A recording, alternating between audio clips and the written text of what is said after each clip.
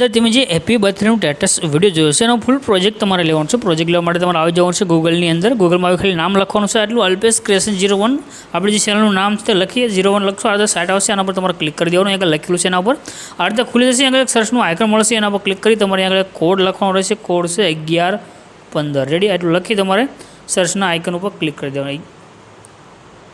3 એકડા અને 5 રેડી 1115 લખી સર્ચ કરશો તો નીચે તમને ટાઇટલ કોડ થંબનેલ મળી જશે એના પર ક્લિક કરી દો રેડી। તો બર્થડેનો ફૂલ પ્રોજેક્ટ છે બસ તમારે ખાલી ફોટા જ મૂકવાના છે તમારો વિડીયો બનીને કમ્પ્લીટ થશે। એક હિન્દી મ્યુઝિક ઉપર છે બર્થડેનો વિડીયો બનાવેલો છે તો આ પ્રોજેક્ટ અલર્ટ મોશનની અંદર એડ થઈને આવી જશે।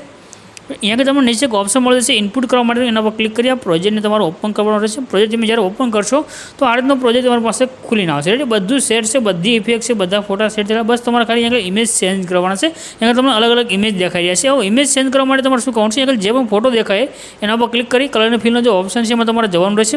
ત્યાર પછી નીચે નંબર છે નંબર પર ક્લિક કરી દેવાનું છે। હવે તમારે જેનો પણ બર્થડેનો વિડીયો બનાવવો હોય એના ફોટા તમારે લઈ લેવાનો છે અને તેના ફોટો તમારે અહીંયા એડ કરવાનો છે। જો તમે તે ફોટો એડ કરશો તો તમારો બર્થડેનો જેના પણ ફોટો છે તે આગળ એડ થઈને આવી જશે રેડી। તો આ ફોટો આપણો આગળ એડ થઈ ગયો છે। આવી રીતે તમારે જેનો પણ બર્થડેનો વિડીયો બનાવતો તેનો ફોટો લઈ લેવાનો છે।